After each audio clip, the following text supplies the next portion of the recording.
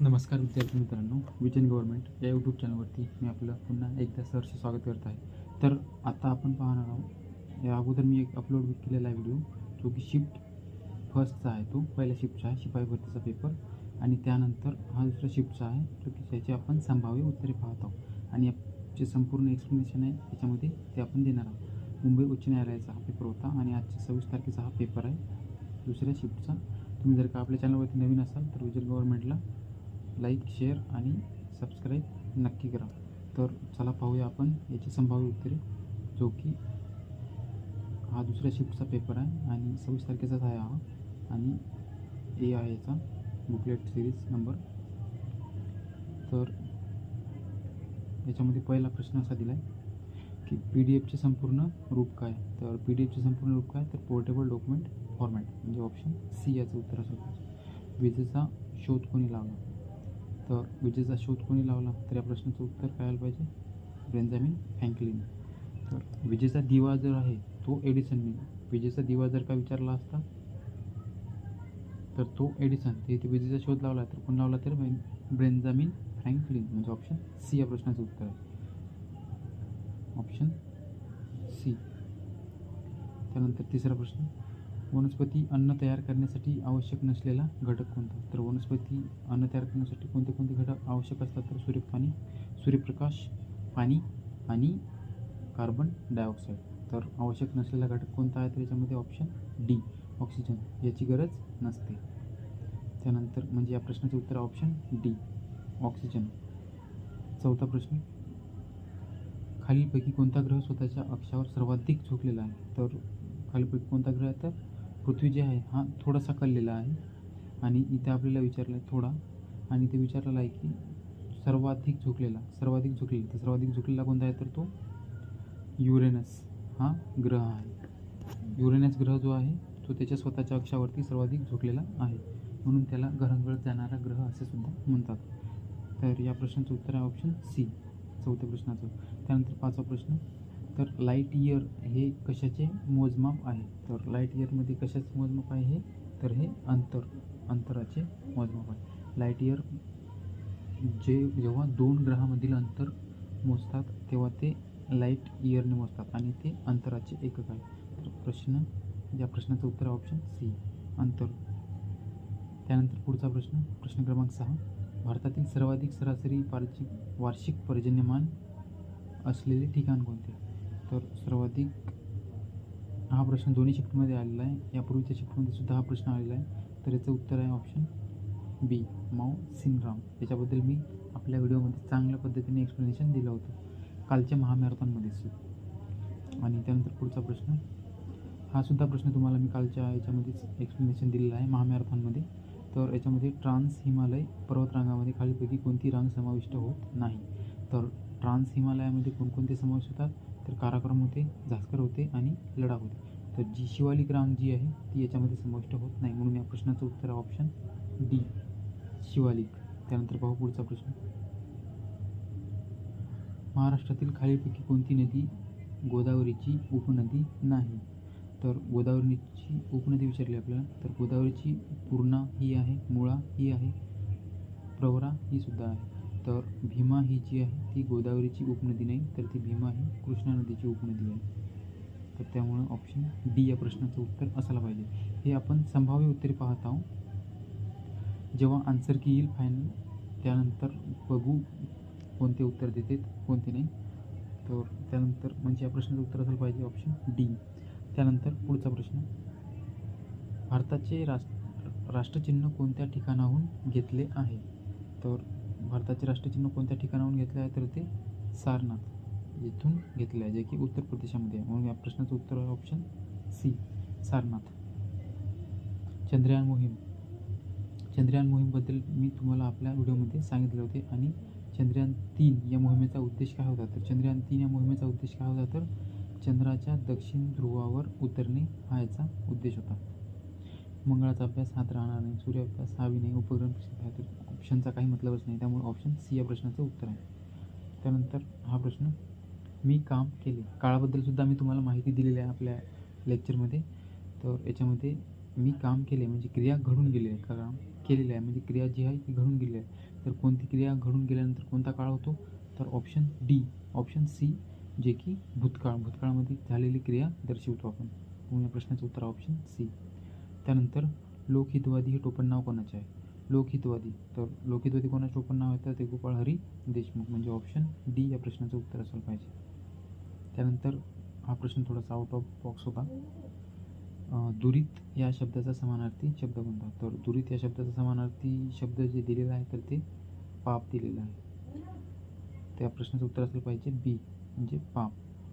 त्यानंतर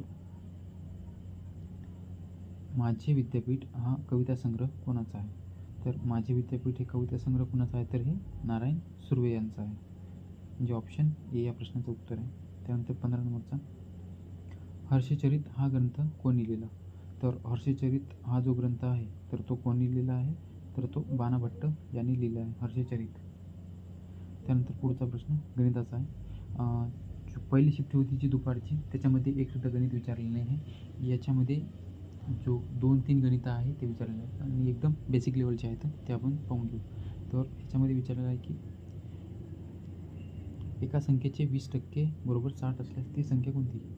तर एका संख्येचे, म्हणजे एक संख्या आहे त्या संख्येचे 20%, 20% बरोबर किती आहे? तर 60. त्यानंतर आपण भाग देऊ, 1 0 आणि हा 0 कॅन्सल.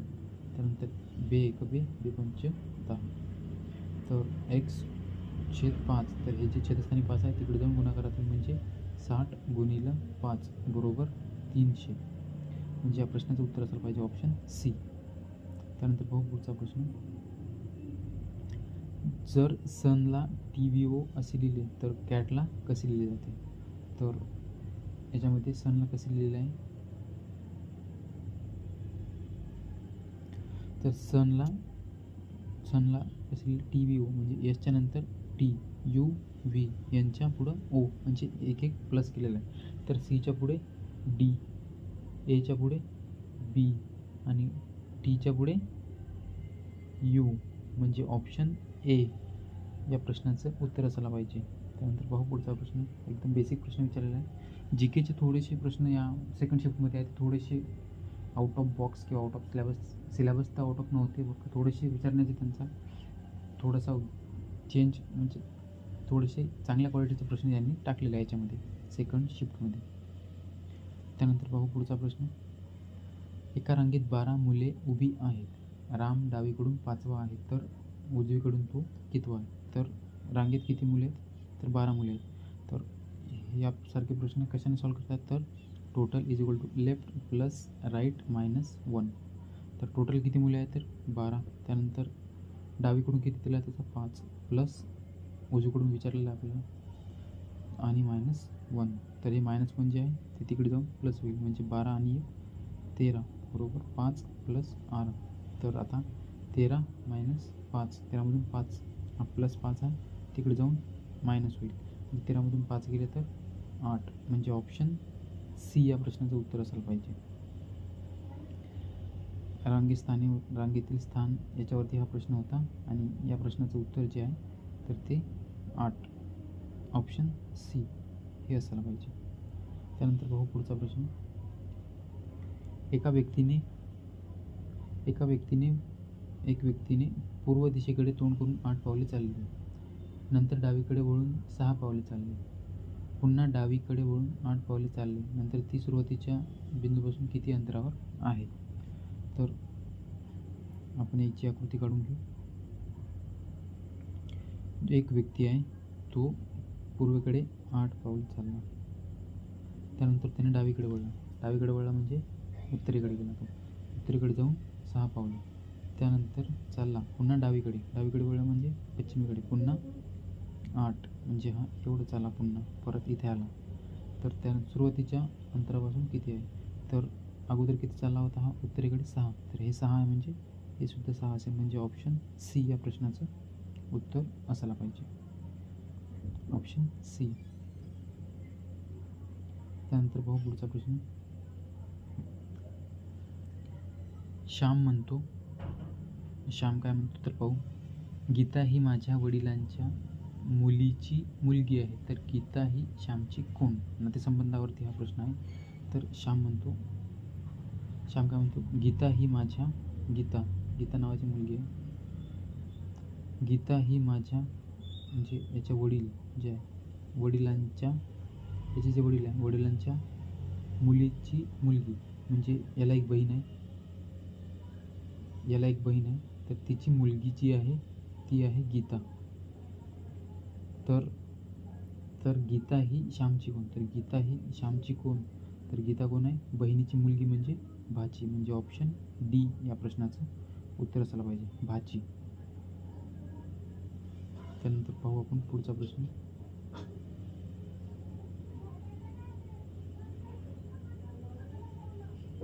वर्तुळाचा व्यास 14 सेमी असल्यास त्याची त्रिज्या किती? तर वर्तुळाचा व्यास जर का 14 दिलेला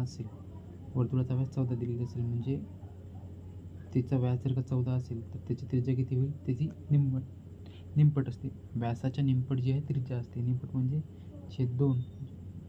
14ला भाग दिला 2ने तर किती उत्तर येते? 7, म्हणजे ऑप्शन सी या प्रश्नाचं उत्तर आहे. त्यानंतर त्रिकोणाच्या अंतर्गत कोणांची बेरीज किती असते? तर त्रिकोणाच्या अंतर्गत कोणांची बेरीज किती असते? तर 180. ऑप्शन बी या प्रश्नाचं उत्तर आहे. त्यानंतर पुढचा प्रश्न 23वा. भारतीय राज्यघटनेतील नागरिकत्व विषयक तरतुदी कोणत्या भागात आहे? तर नागरिकत्वाबद्दल कोणत्या भागात सांगितलं आहे? तर भाग 2 मध्ये, भाग 3 मध्ये मूलभूत हक्क आणि भाग 4 मध्ये जे आहे मार्गदर्शक तत्त्वे आणि याच्यामध्ये संघराज्याचा उल्लेख केलेला आहे. म्हणजे नागरिकत्व कशामध्ये सांगितलेलं आहे? तर ऑप्शन बी भाग 2 मध्ये. त्यानंतर पाहू पुढचा प्रश्न. पंचायत राज व्यवस्थेतील त्रिस्तरीय रचना यामध्ये खालीलपैकी कोणता स्तर समाविष्ट नाही? तर पंचायत राजमध्ये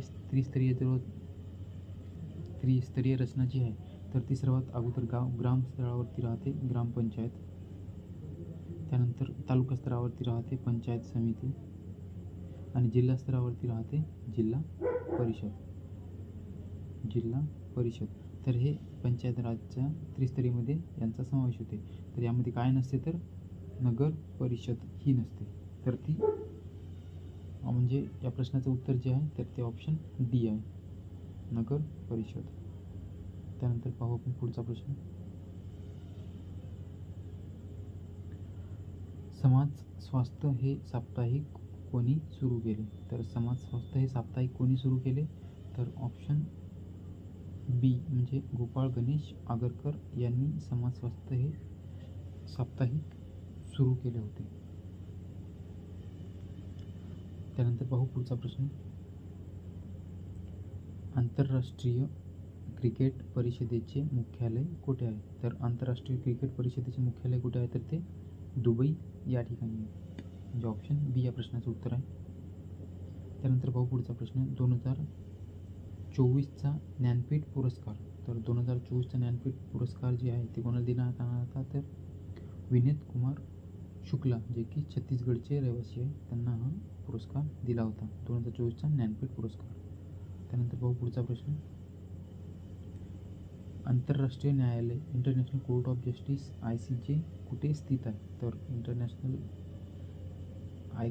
कोर्ट जे आहे तर ते कुठे आहे? तर ते नेदरलँड हेगमध्ये दिलेलं आहे, नेदरलँड हेगमध्ये आहे ते, म्हणजे या प्रश्नाचं उत्तर ऑप्शन बी असायला पाहिजे. त्यानंतर पाहू 29वा प्रश्न. खालीलपैकी कोणते पुस्तक महात्मा गांधींनी लिहिलेले नाही? हा PYQ आहे, आय थिंक 2025च्या म्हणजे मागच्या वर्षीचाच आहे हा प्रश्न. तर महात्मा गांधीजींनी कोणते जे आहे ते पुस्तक लिहिले आहे? त्याच्यामध्ये Hind Swaraj, option B J Mahatma गांधींनी लिहिलेले आहे. Discovery of India means freedom, Anand Math यांचा काही संबंध नाही महात्मा गांधीशी, तर ऑप्शन बी जे आहे यांनी लिहिलेले आहे. त्यानंतर 30वा प्रश्न. दिल्ली सल्तनतचा संस्थापक कोण मानला जातो? तर दिल्ली सल्तनतचा संस्थापक जो आहे तर तो कोण मानला जातो? कुतुबुद्दीन ऐबक याने गुलाम वंशाची स्थापना केली होती. गुलाम वंशाची स्थापना करणारा कोण? तर दिल्ली सल्तनतवरती कुतुबुद्दीन ऐबक, जो की मोहम्मद घोरीचा एक गुलाम होता. तर आपण ही जी उत्तरे पाहिलेली आहे तर ही सेकंड शिफ्टमधले संभाव्य उत्तरे आहेत आणि फायनल आन्सर की आल्यानंतर बघू कोणते ऑप्शन त्यांनी चेंज येतात की कोणते उत्तरं वगैरे काय चेंज येतात तर ते पाहू. जर का तुम्ही आपल्या चॅनलवरती नवीन असाल तर विजन गव्हर्नमेंटला सबस्क्राईब नक्की करा. तर भेटूया पुढच्या लेक्चरमध्ये. तोपर्यंत